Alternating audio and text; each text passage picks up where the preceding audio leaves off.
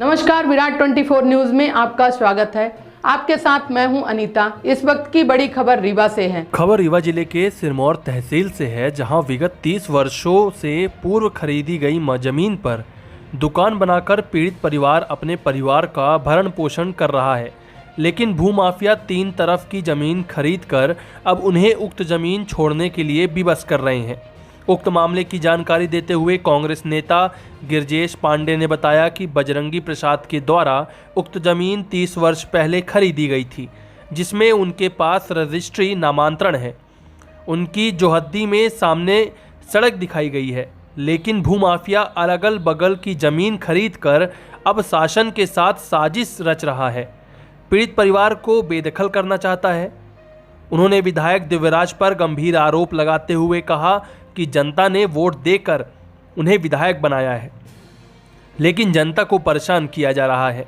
ना तो उन्हें नोटिस दी गई, ना ही उन्हें अपना पक्ष रखने का अवसर मिला और उन्हें हटाने की साजिश रची जा रही है। आइए सुनते हैं पूरे मामले को लेकर पत्रकार वार्ता के दौरान कांग्रेस नेता गिरजेश पांडे ने किस तरह से गंभीर आरोप लगाते हुए क्या मांगे की है। विषय अनुविभाग सिरमौर से संबंधित है। नगर परिषद सिरमौर की एक ज़मीन का मामला है, जिसमें भारतीय जनता पार्टी सत्ताधारी दल के लोग और प्रशासन के लोग उसमें लगातार कई सालों से खेल खेल रहे हैं। हमारे बगल में ये पंडित बजरंगी प्रसाद जी बैठे हुए हैं। इनकी आराजी का मामला है। इन्होंने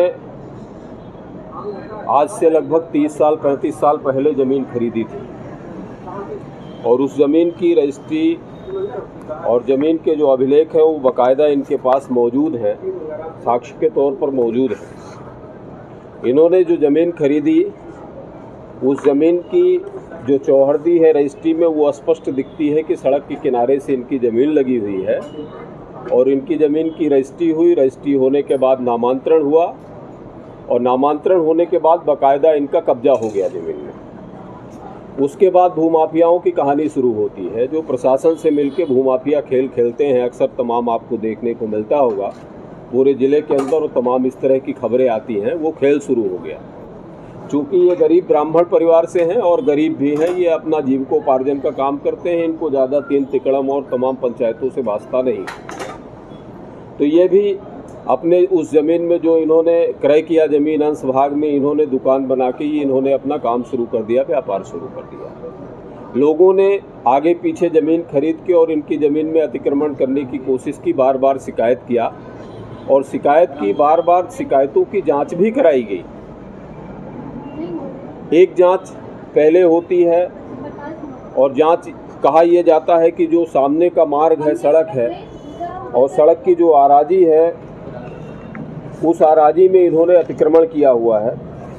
उस आराजी के अतिक्रमण को हटाने की बात कही गई। पटवारी हल्का मौके पर गए, उन्होंने जांच किया और जांच करने के बाद कहा कि ये अपने जो इनकी क्रय की गई ज़मीन है उसके अंश भाग में ये काबिज हैं और इन्होंने कोई अतिक्रमण नहीं किया हुआ है, और वो वहीं पर प्रकरण फाइल हो गया। उसके बाद फिर से अगले दिन 11 तारीख को आदेश होता है, 13 तारीख को ये जाता है, 20 तारीख को वहाँ तहसीलदार ने एक कमेटी गठित कर दिया और 20 को कमेटी गठित कर दिया। उसमें 3-4 पटवारियों की टीम बनाया। उन पटवारियों की टीम ने जाके मौके पर देखा और मौके पर स्वाभाविक है कि दुकानदार अगर दुकान करता है तो थोड़ा सा आगे बढ़ा के वो काम करता है।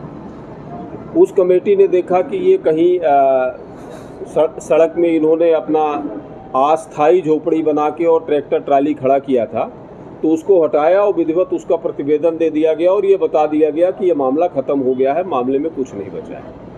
उसके बाद भी ये कहानी लगी रही। मामला न्यायालय में पहुंचा, न्यायालय से भी प्रतिवेदन मांगा गया और जब भी प्रतिवेदन मांगा गया तो वहीं के पटवारी, वहीं के स्थानीय लोगों ने, रेवेन्यू के अधिकारियों ने इनको बार बार क्लीन चिट दी हुई है, इनके पास रजिस्ट्री ऑलरेडी है, इनके पास कब्जा दर्ज है। उसके बाद भी इनके ऊपर लगातार बार बार ये प्रेशर आ रहा है कि आपने अतिक्रमण कर रखा है मौखिक रूप से। अब हम आते हैं विषय में। विषय यह है कि कल कोई अतिक्रमण सिरमौर नगर में गिराए जाने का प्रस्ताव है। इनको प्रशासन के सूत्रों ने, पुलिस के लोगों ने या रेवेन्यू के लोगों ने इनको भी अवगत कराया कि आपकी भी ज़मीन को मुक्त कराया जाएगा। ये बहुत परेशान हैं। इन्होंने ये परेशानी हमें भी बताई। हमने भी जिम्मेदारों से बात किया तो जिम्मेदारों ने कहा, एसडीएम के सूत्रों, एसडीएम से संबंधित लोगों ने कहा हमसे कि उसमें भाजपा सरकार का दबाव। एक प्रशासन की कड़ी वहाँ पर सबसे महत्वपूर्ण कड़ी है एसडीएम साहब, और दूसरी कड़ी सरकार की कड़ी के रूप में वहाँ माननीय विधायक बैठे हुए हैं। एसडीएम साहब प्रशासन के लोगों का कहना है कि सरकार ये चाहती है और सरकार के लोग चाहते हैं कि इनको बेदखल कर दिया जाए, इनका घर उजाड़ दिया जाए। और हमें नहीं लगता है कि जो जनप्रतिनिधि या सरकार जनता के वोट से चुन के आई होगी,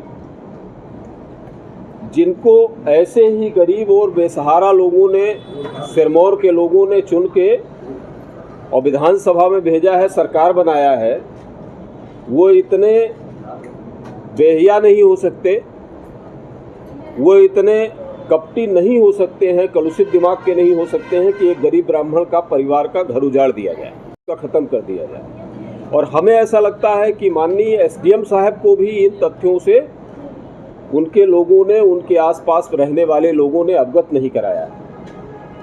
आज इस वार्ता के माध्यम से, आप सबके माध्यम से हम जिला प्रशासन को, रीवा जिले के माननीय कलेक्टर को, अनुविभाग सिरमौर के अनुविभागीय अधिकारी को, एसडीएम साहब सिन्हा जी को और सरकार में बैठे हुए माननीय विधायक को, हम सबको आप सबके माध्यम से ये संदेश देना चाहते हैं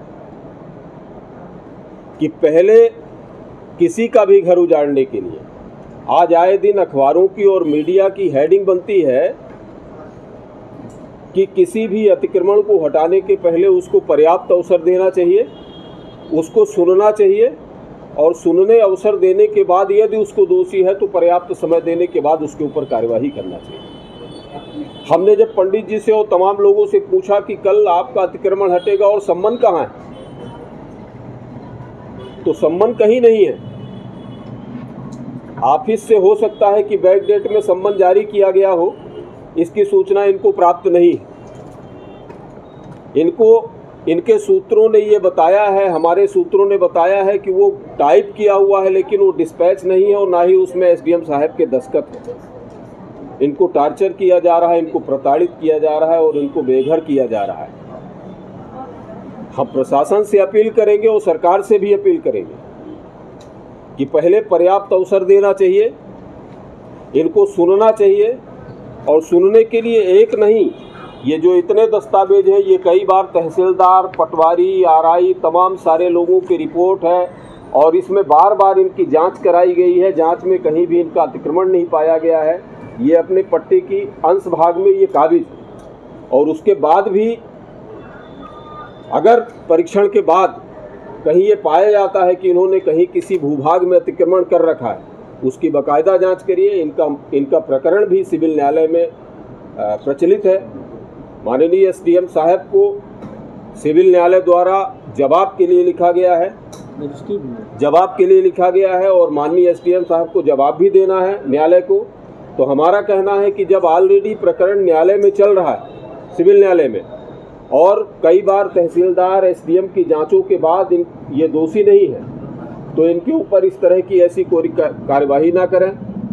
तमाम सारे लोग जो आसपास एसडीएम साहब के आसपास रहने वाले हैं, अगर उनको गलत जानकारी दे रहे हो तो आपके माध्यम से मैं ये अपील करूंगा कि पहले वो जानकारी से अवगत हों।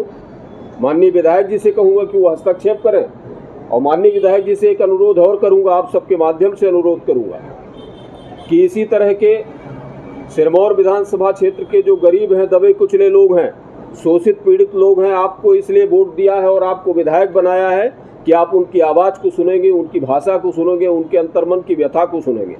अगर आपने ये सुनने में कमी की तो इसका आपको निश्चित रूप से आज नहीं तो कल इसका परिणाम भी भोगना पड़ेगा।